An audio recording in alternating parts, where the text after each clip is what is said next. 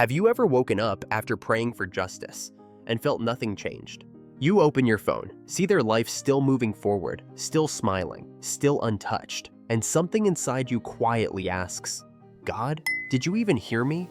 And in that quiet moment, a hidden truth begins to whisper back. God's justice rarely arrives with thunder. It comes like a slow sunrise, gentle, precise, unavoidable. You don't see it at first, but heaven has already taken notes. The Bible tells us in Psalm 34:17 that when the righteous cry out, the Lord hears them. Not sometimes, not when it's convenient. He hears you right now in the middle of your confusion and heartbreak. And here's the secret most people never realize. While you're asking God to change them, God is already moving things behind the scenes. Not to humiliate, not to destroy, but to correct, expose, and realign. Because when someone harms a child of God, they don't just touch your life. They step into God's courtroom, and in that courtroom, no injustice goes unnoticed. You may feel forgotten, but heaven is wide awake, and there are signs, quiet, undeniable signs, that God has already begun dealing with what hurt you. When you're ready, we'll uncover them together.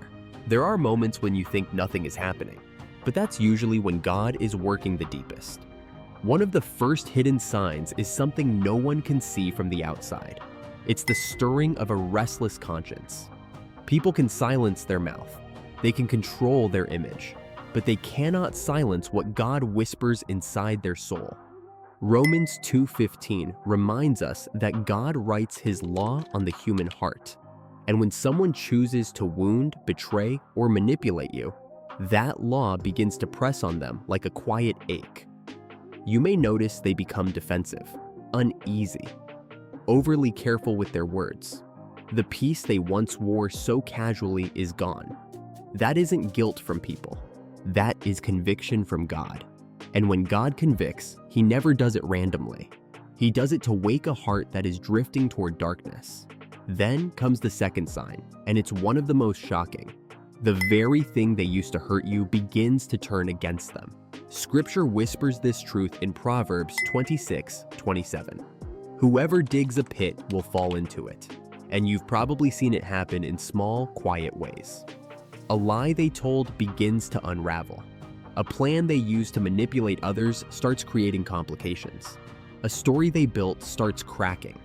It's as if their own words become traps beneath their feet. Think of Joseph's brothers. They sold him, thinking they were erasing a problem. But their cruelty planted years of regret, guilt, and sorrow that followed them everywhere they went. God didn't rush to punish them. He let their own choices teach them. That's how God often deals with those who hurt you. Not instantly, but inevitably. Then, something else begins to shift. Doors start closing for them, while yours quietly begin to open. You may not notice it at first. A connection they relied on fades. An opportunity disappears.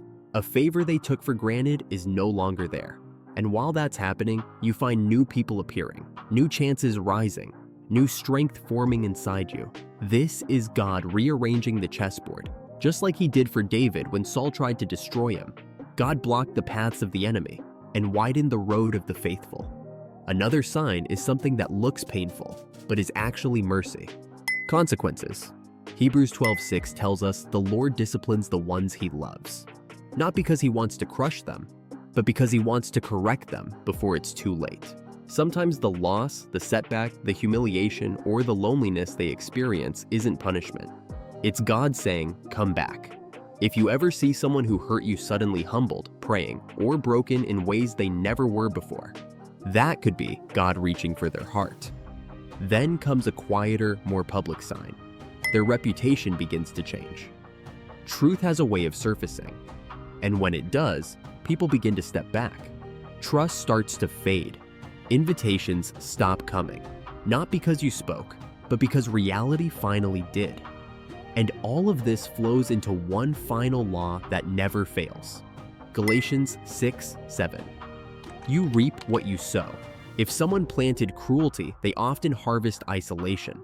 If they planted lies, they harvest distrust. If they planted manipulation, they harvest broken connections. Not because God is cruel, but because God is just. Yet through all of this, God is doing something even more precious. He's healing you. While they wrestle with the weight of what they did, your heart is being set free. And that leads to the most powerful sign of all. The final sign is not about them at all. It's about what is happening inside you. One day, without forcing it, without pretending, you notice the anger has softened. The memories still exist, but they no longer own your breathing. The pain is still part of your story, but it no longer defines your future. And suddenly, you feel something that once seemed impossible: peace. Jesus whispered this mystery in Matthew 5 when he told us to bless those who hurt us.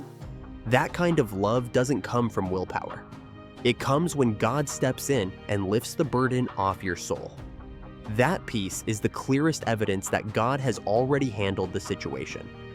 You didn't need revenge. You didn't need to prove anything. God became both your defender and your healer. So here's the gentle challenge. Let God keep being God. Keep your heart clean. Keep walking forward. If this message touched you, please like, share, and subscribe so we can keep spreading hope to hearts that need it. Thank you for being here. And until next time, keep trusting the one who sees everything.